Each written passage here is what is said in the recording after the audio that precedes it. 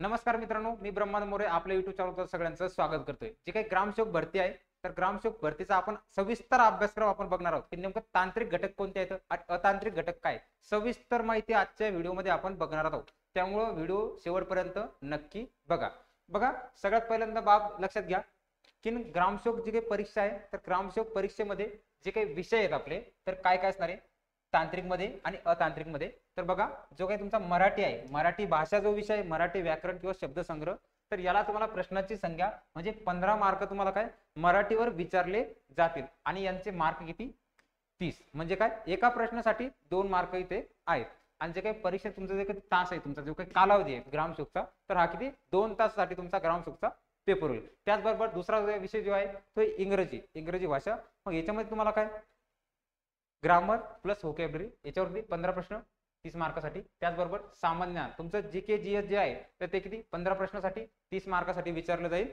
त्याचबरोबर बौद्धिक चाचणी, गणित बुद्धिमत्ता जो काही तुमचा पोर्शन आहे, तर त्याच्यावर सुद्धा तुम्हाला 15 प्रश्न 30 मार्कासाठी विचारले जातील. आणि बघा, महत्वाचा बाब म्हणजे काय तांत्रिक घटक. बऱ्याच जण तांत्रिक घटक 40 मार्कासाठी भाग आहे, तर तांत्रिक घटक मध्ये तुम्हाला काय वाचायचं म्हणजे जवळपास बघा गुणांची संख्या किती आहे, तर गुणांची संख्या म्हणजे जवळपास 80 मार्क तुमचे कुठे असणार आहेत तांत्रिक घटक मध्ये. म्हणजे असं एकूण तुम्हाला स्वरूप लक्षात घ्या ग्रामसेवक भरतीचं. बघा, ग्रामसेवक जे काही स्वरूप आहे ग्रामसेवकचं म्हणजे काय 100 प्रश्न 200 मार्कासाठी आणि पेपर सोडवण्यासाठी तास किती 2 तास.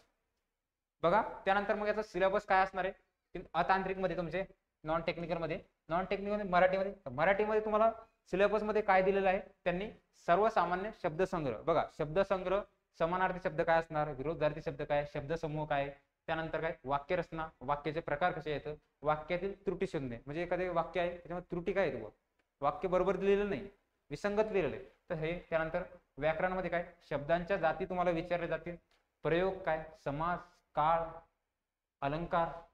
त्याचबरोबर तुम्हाला शब्दसंग्रहामध्ये म्हणी, वाक्प्रचार किंवा अर्थ आणि उपयोग हे कशामध्ये याच्यात विचारले जाईल. बघा, त्याचबरोबर तुम्हाला इथे एक्स्ट्रा मध्ये काय तुम्हाला उतारावरील प्रश्न म्हणजे बघा लक्षात घ्या, IBPS मार्फत तुमची काय ग्रामसेवकची परीक्षा होणार आहे. तर याच्यामध्ये तुम्हाला काय TCS ला उतारे नव्हते, परंतु IBPS पॅटर्नला उतारे आहेत.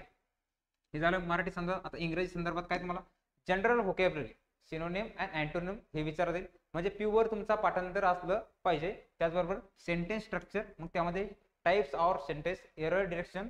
त्याचबरोबर ग्रामर मध्ये काय विचारलं जाईल, तर ग्रामर मध्ये लक्षात घ्या पार्ट ऑफ स्पीच, सब्जेक्ट वर ऍग्रीमेंट, त्यानंतर टेन्स, डायरेक्ट इनडायरेक्ट, स्पेस आणि व्हॉइस, याच्यावर तुम्हाला प्रश्न विचारले जातील 15 प्रश्न.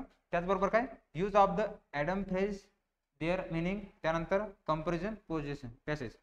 बघा, याच्यामध्ये सुद्धा इंग्लिश मध्ये सुद्धा उतारा आहे.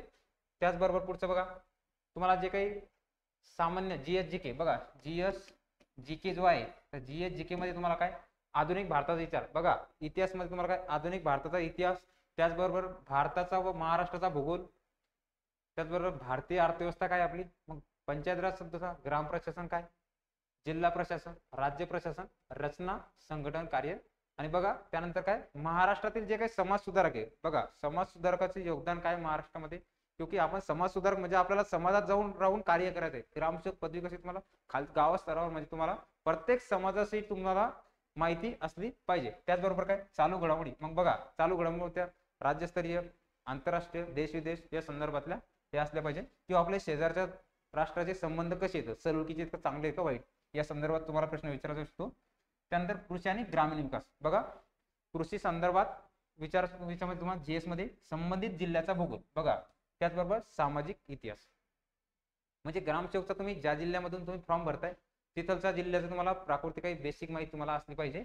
त्याचबरोबर हवामान इत्यादी काही स्थानिक बाबीची वैशिष्ट्ये, म्हणजे काही लोकेशनची तुम्हाला माहिती असली पाहिजे, प्रसिद्ध काय, कुठं काय, बारीक सारीक गोष्टी तुम्हाला माहिती असते. त्याचबरोबर गणितमध्ये तुम्हाला काय सामान्य बुद्धिमापन व आकलन, उतारा सारखं तर्क आधारित प्रश्न असतील, काही अंकगणित आणि आधारित प्रश्न असतील. बघा मित्रांनो, याचे सर्व सिलेबसची पीडीएफ आपलं जे काही टेलिग्राम आहे, बघा टेलिग्राम चॅनल लक्षात घ्या, MPSC all in one exam, याच्यावर तुम्हाला याची पीडीएफ टाकली जाईल. या टेलिग्राम चॅनलची जी काही लिंक आहे ती आपल्या डिस्क्रिप्शन बॉक्स मध्ये दिलेली आहे. बघा, हा जे काही तांत्रिक घटक महत्वाचं लक्षात घ्या, तांत्रिक घटक सर्वात जास्त जे काही तांत्रिक घटक आहेत ते 40 प्रश्न आहेत त्याच्यावर.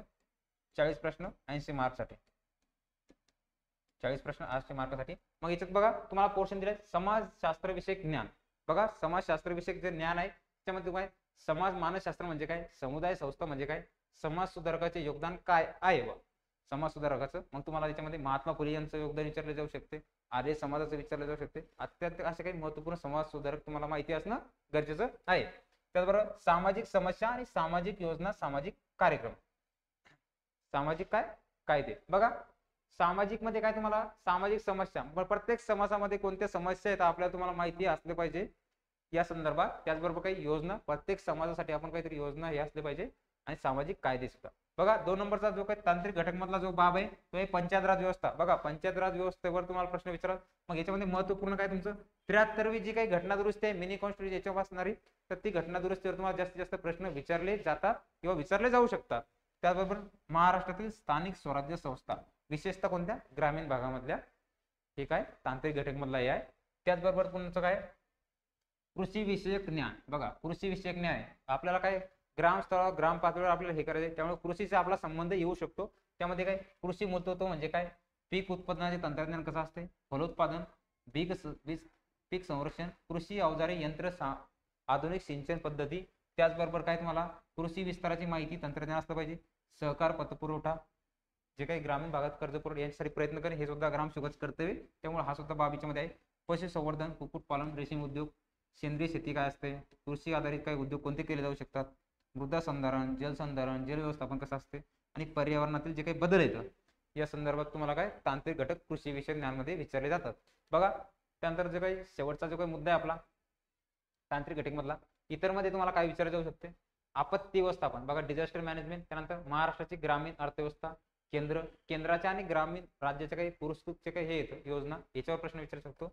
मूलभूत संगणना बेसिक माहिती असली पाहिजे, माहिती तंत्रज्ञान जो काही कायदा 2008 त्याचं सुद्धा, आणि जैवविविधता आणि सांडपाणी व घन व्यवस्थापन.